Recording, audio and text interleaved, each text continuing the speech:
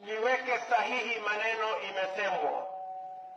Mheshimiwa Raila Amolo Odinga, wengine wanasema ati yeye ni Mjaluo hafai kuongoza.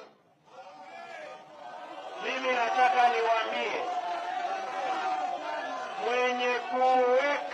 mwenye kumweka mamlakani Mheshimiwa Kibaki, mwenye alienda Uhuru Park na kupoteza na kuondoa ukabila, akasema Kibaki tosha, si Raila ama si Raila?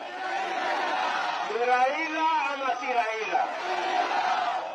Mbona hawa wanaomkashifu Raila ati leo ni Mjaluo hawakusema wakati ule Raila amesema Kibaki tosha? Kwani wakati huo Raila hakuwa Mjaluo?